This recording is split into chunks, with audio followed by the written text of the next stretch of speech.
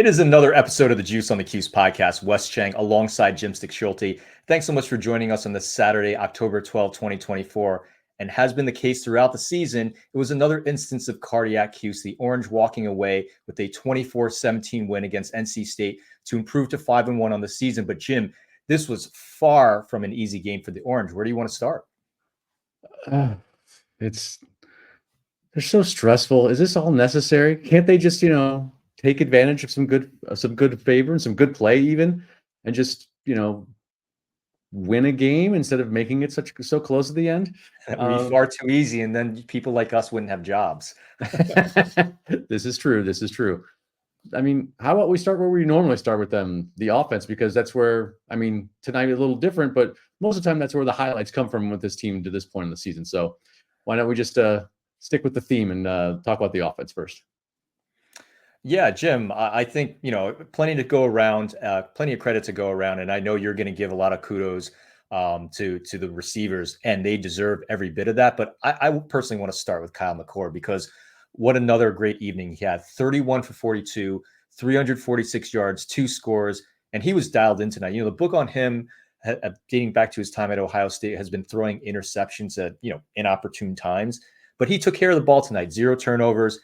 He's 6 for 6 this season in throwing over 300 yards. He's already tied Ryan Nassib for the Syracuse single season record in 300 plus yards games. And there's still a whole other half to the regular season left. So to me, McCord came in with a lot of hype as a 4-star quarterback coming from one of the true blue blood programs in Ohio State. And he's been worth every single bit of the hype, considering where Syracuse has been with its quarterback since the Donovan McNabb era. Yeah, he's been terrific every night out, as you said, 6 for 6 and 300-yard games this season. He's been terrific, but the thing that, is really helping him out is the guys who are on the other end of those passes. I do not want to take away from McCord and what he's accomplished at Syracuse at all. But the guys at the other end of those passes, it's a different guy or 2 different guys or 3 different guys every week. And just some of the impressive numbers that those guys have put up. And it's just, we talked a little bit about last week how Gadsden had a big game last week after a couple quiet games before that. But he has had 4 games this year with at least 6 catches. And, 74 yards was the minimum in those 4 games, including last week's, 142-yard explosion. But then Trevor Pena he's got 5 games with at least 6 catches, and 4 of them and he's got 4 touchdowns. He's got a 10-catch game for 101 yards. Umari Hatcher only caught a touchdown pass tonight, but he has a game where he has an 84-yard receiving game and a 5-catch game this season. Jackson Meeks, what a night he had. Yeah, he was fantastic tonight. 11 catches for 116 and one more important catch that doesn't go in the scoring book as a reception when he snared the onside kick. Iced it at the end. But before tonight, he has a 10 for 161 in a score, and an 11 for 166 in a score, and an 8 for 67 in a score. And even LeQuint Allen, he's got a 7 for 54 in the books and a 9 for 58 with 2 scores last week against UNLV. So it's so many guys who are able to contribute. And it's one of those things where, if you take, Gadsden had a pretty big first half tonight, and so did Pena. And then Pena mostly, Gadsden had a couple catches in the second half, but Pena mostly went away after the break. But Jackson Meeks was the big guy tonight. And he had a couple of games earlier season that are monster games, and a couple of games where he's just been in quiet, almost a footnote. So it's really that diverse receiver group really just kind of makes it all go.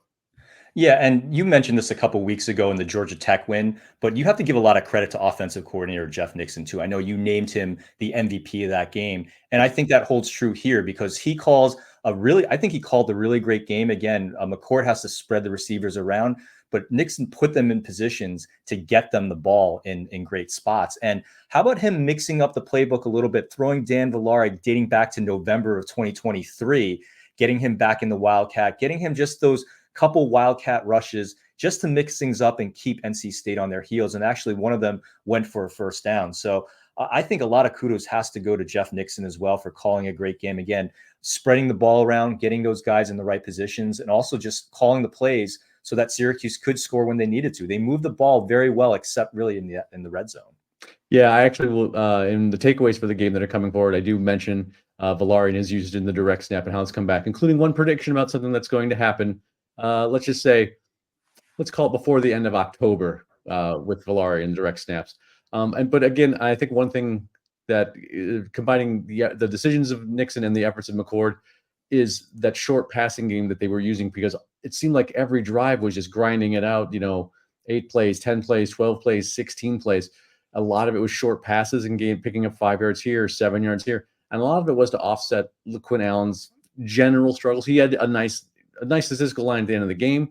I think it was just shy of 90 yards rushing, but he had the bulk of those rushes on the yardage on 3 carries. He had about 60 on his 3 longest carries. And so the rest of the night was about 2 yards a pop. But when McCord is, every time you turn around, he's, picking up 6 with a short pass or picking up 8 with another. It just kind of is that short passing game actually is a substitute rushing game for the Orange, and it works out really well, helps keeping those drives alive and moving the sticks. So we're going to take a quick break. We'll have more on Syracuse's win over NC State after. This is the Juice on the Cuse podcast here on the Rivals and Believe Network.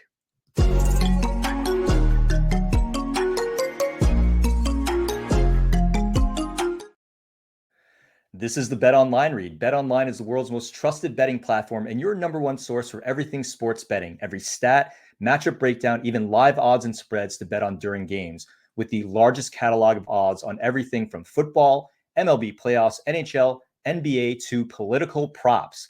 When the game's over, head on over to our online casino and get in on a game of blackjack or poker or unwind with over 150 slot games. Head to the website today to get in on the action with America's most trusted site for online wagering. Bet Online, the game starts here.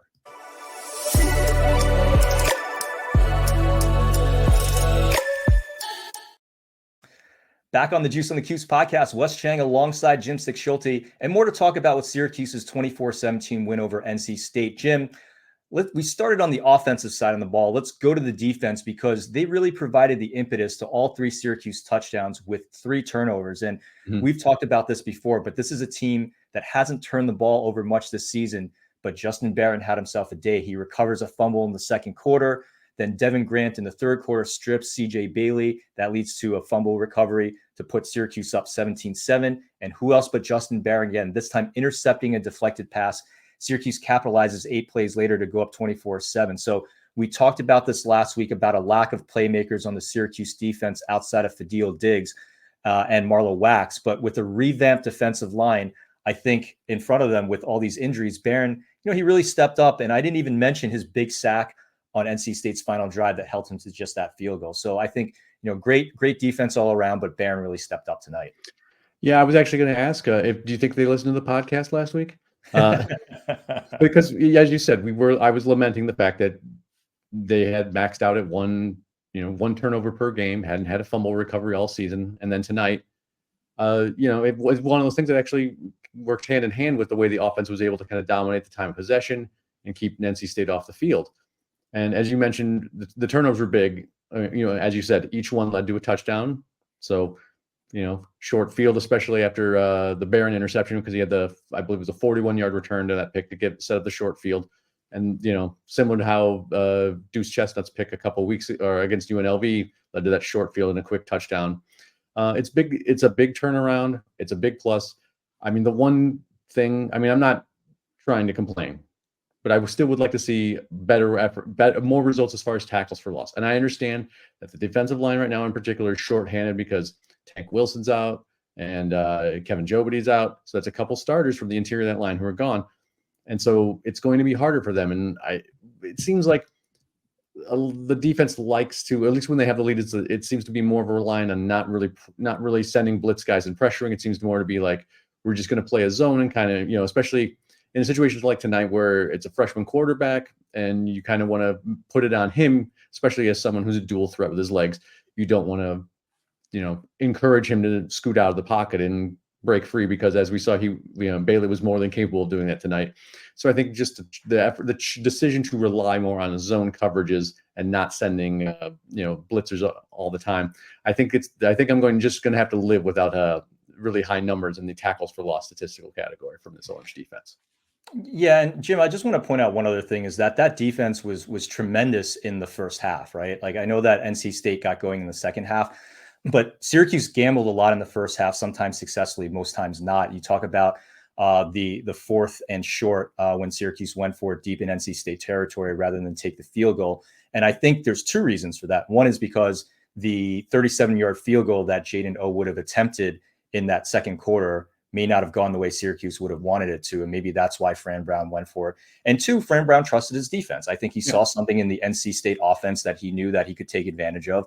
And he trusted his defense to get the ball back. And lo and behold, Syracuse did keep getting the ball back to the offense mostly throughout the first and second quarter, except for the late strike from NC State. But I thought the defense was outstanding in the first half. And it, again, goes to some of the things that you were talking about. You had Barron step up, but you also had a young defense and a defensive line that actually held up pretty well. A lot of credit goes to Murad Watson. A lot of credit goes to Rashad Perry for stepping in that defensive line and filling in for Jobity, and Tank Wilson, who are now both out for the season. Yeah, it's it was a little disappointing also to not really hear Fadil Diggs' name much tonight. But again, at the same time, he's, as far as the defense goes, he's probably number one on the scouting report for any opponent, and so they're going to do whatever it is to kind of limit what he can do, especially as pass rusher. I don't think he got used much as a spy tonight on Bailey to kind of help corral him, keep him in the pocket, that kind of thing. But again, I think as you mentioned about how the decision-making process was made on fourth down, I feel that they felt that like they were it was a positive matchup for them. Like they were willing to take the risks because they felt that the defense was going to be very competitive tonight, to say the least. Yeah. So Jim, I wanted to move away from Syracuse now and move on to the officiating, because you and I have been watching Syracuse athletics, and they've been in the ACC for over 10 years and before that in the Big East. But we've seen some bad officiating over that time. But I think tonight really took it to that next level. I want to start with that Noah Rogers touchdown reception in the fourth quarter that pulled NC State to within 24-14. It was obvious on the replay that he had stepped out of bounds. And you and I were actually texting live as this happened. Both you and I were like, oh, well, it's coming back, because we saw the replays. Foot was clearly out of bounds. Yep. It turns out that they didn't overrule the call because they said Jaden Bellamy had forced Rogers out of bounds. Now, we both know that wasn't the case, because Bellamy, in my opinion, gave a little bit more than a shoulder tap. And Jim, I don't like complaining about officiating that much, but that seemed a bit extreme to me. And I know you have some thoughts on that as well. Yeah, I don't like complaining about officiating either, because whether it's football or basketball, because I think the one thing we do when you complain about officiating is you're not talking about all the plays where the officials got the call right, and you're not complaining about all the little breaks you guys got, the team you're rooting for got because they didn't call holding on your offensive lineman or whatever. But it's just such an unsatisfactory. I think part of the problem with replay is it allows for such unsatisfactory explanations, because as you said, Bellamy looked like it was a one-hand tap on the outside of the shoulder pad, and he was quote forced out of bounds, end quote, but it just seemed more that he chose to run around the outside of him. Like, I don't know that if Bellamy doesn't touch him at all, if he doesn't step out of bounds, just because of the way he was he was kind of taking a rounded route around Bellamy, going to the outside to the sideline. Let me jump in here, Jim, because I feel like, what is the point of having replay if you don't end up with the right call? Because I think objectively, we have a rooting interest. We certainly want to see Syracuse win. On the other hand, I think watching that objectively, whether you're pro or against Syracuse at that point, that's not the right call. And that's a very important call that can change the momentum of the game, as you saw that it did in NC State's favor. What's the point of that if they're not going to review it correctly? I don't know. I mean, it's a terrible answer, but it's just, at the same time, when that's the decision-making process, okay, but at the same time, when you say that, when the crux of it is that he was barely contacted, and that's the thing that makes I'm speechless, because it's just because he didn't. I don't even know that he did I don't even know if the receiver actually felt the contact, because it was on the outside of the shoulder pad, and that's how soft it was. So I don't know. I mean, a lot of times I think that the disconnect between calling it live and seeing it on replay is because on replay you get all these angles, and you get to slow down, and you get to freeze and all that stuff, and the officials are dealing with this live when it happens. But yes, when it goes to replay, I don't understand how that thought process happens. And then when the reasoning is given, and it looks like they had to rationalize the decision, and then it just seems so absurd. And it's like, I'm sorry, It's even more confusing than the call itself. And there were a few other calls too that we were talking about. I thought the illegal formation call in the first half that led to the NC State touchdown, I thought that was the wrong call. And then at the end of the game, we were talking about where the ball needed to be spotted. I think they were haggling over 5 yards, and it ended up being like a 4 or 5 minute review. And that seemed to really suck the air out of the momentum of the game. So just an overall really rough night for the officiating crew, I thought. And, there's some certainly, I think, if you're an NC State fan and you're listening to the game, where you can say, well, what about this? What about this? And I think there certainly is a point to that. But I just look at some of the calls that were blown and some of the ways they took over the game. And I thought that was very frustrating overall. Yeah, I think it's just part of the deal now, because it's never, I'm sure if we actually sat around and thought about it and, had bad podcasting time of dead air, we would think of something that went Syracuse's way in some other game where it was just a ludicrous call that we're just like, got away with that one. So, well, it's all a give and take in the end. So we're going to take one more quick break. We'll be back to wrap things up here on the Juice on the Cuse podcast. This is Wes Cheng alongside Jim Stechschulte.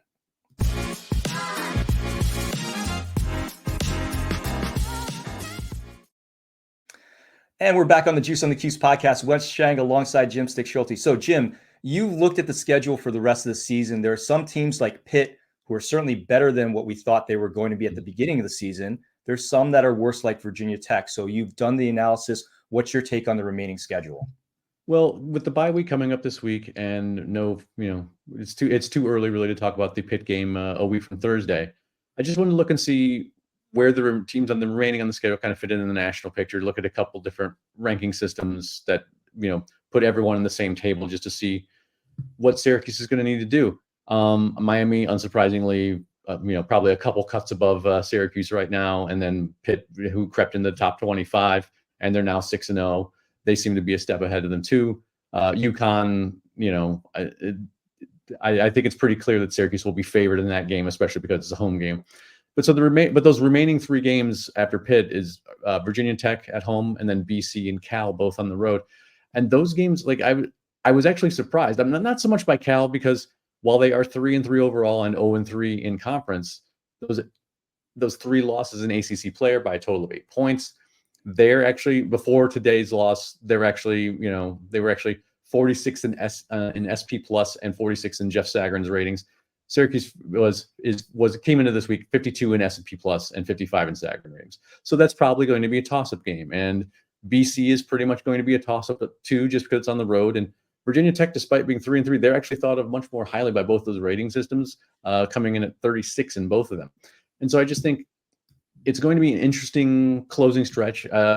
Syracuse, it seems like injuries are starting to catch up, but hopefully with Marlowe Wax returning to practice, I think a lot of people are kind of, before this week, had circled like he'll be back for the Pitt game, but at the same time, without Wilson and Jobity on the defensive line, and a couple other injuries that have come along the way, like Will Nixon being unavailable the rest of the season, it just seems that like it's going to be tight the rest of the way. So it shouldn't be much of a surprise to any Syracuse fan that it would be similar to how we've gotten here so far, as far as playing a bunch of close games. But I mean, the thing that, as we circle back to, they've done well in close games. The UNLV game last week was a tight back and forth affair. Tonight they had to hang on at the end and get that, didn't have it iced until under a minute and a half to go. And so and Georgia Tech was a close game that they held on to. Stanford, they just didn't quite. They were 1 4th and 9 away from winning that game against Stanford too. Yeah. And that was, but I think the big takeaway is that they've proven that they've played in a bunch of close games this year, and they've performed well in all of them. And, again, the Stanford one was the one exception where they lost the end. But again, as we discussed then, it seemed like it was Fran Brown took all the blame for the coaching decision to single cover on the 4th down. And I'm not rehashing it, but it stands to believe that it's completely reasonable to have faith in the Orange, even though the schedule is looks like it's going to be a bumpy ride the rest of the way. Yeah, and there's a couple things I want to say to that. One, Jim, is that I think Syracuse is going to be not in the top 25, but they're going to be close to cracking it, because they are 5-1 and they're in a competitive conference. And heading into that game against Pitt, I think that's going to be high noon for them in terms of whether they're going to play in a major bowl game or not. Because if you win that game, you definitely are in the top 25 and the conversation completely changes. Yeah. Again, I mentioned this, but I don't think Virginia Tech is a team that we thought they were going to be, despite their, I know the advanced metrics have them a little bit better, but I said this to you right before the podcast, which is that old Bill Parcells line: "You are what your record says you are." So especially at home, I think that's going to be a competitive game. Boston College is always going to be a competitive game, and I think the only game that I really see Syracuse maybe struggling in is Miami. Now, all these I think are going to be close games because, again, they are ACC games. I had originally downgraded Syracuse after the Stanford loss to a 6-win team. I think after winning on the road against a good UNLV team and a very solid NC State team, I think I put them back at 7 wins. So they're going to need to, I think they should beat UConn. And then I think in one of those, that one game in that 3-game stretch of Virginia Tech, Boston College, and California, I do expect them to walk away with the win in one of them. So I do have them in that 7 and potentially 8-win range again, which I think, again, for a first-year head coach who's never been a coordinator at any level, coming in, revamping the offense, bringing in his own guys, relying on a stack of true freshmen, I think that's an incredibly impressive first season. I'm going to go back to our first conversation for the Ohio game when Adam Terry said success is 6-6 for this team. And everyone went, well, they're going to win a lot more. But I really think 6-6 to get to a bowl game for a third year is tremendous for a first-year head coach, again, who's never been a head coach anywhere else before. Yeah, and one thing I do want to mention about that Cal game, though, is, it's going to be another long trip to the West Coast. It won't be on a short week this time. But again, the fact that they won at UNLV on a short week last week, bodes well. There's a stat that came out because with the new Big Ten this year, with the edition of the West Coast teams coming into today, the teams, when it was 2 Big Ten teams playing in a game, the team that traveled at least 2 time zones was 1-9 out of those 10 games. Wow. And so it's a big question if the addition of all those teams on the West Coast is, creating a problem. And there's a lot of issues with the adjustment to the travel. And so just the fact that Syracuse has the 1 win out on the West Coast is a big plus. And that's something that I think they'll be able to rely on when that game with Cal comes up. And hopefully it'll help them out a little more. Maybe they can fall back on that experience of the trip to Vegas and roll 7s again, if I may be so bold. So Syracuse will have a bye week, and then they'll match up with Pitt on a Thursday night game at 7:30 on ESPN. That's October 24. We'll certainly be there to talk about it and discuss it. That's it for us. For Jim Stechschulte, this is Wes Cheng. You've been listening to the Juice on the Cuse podcast presented by Believe in Rivals, and we will see you next time.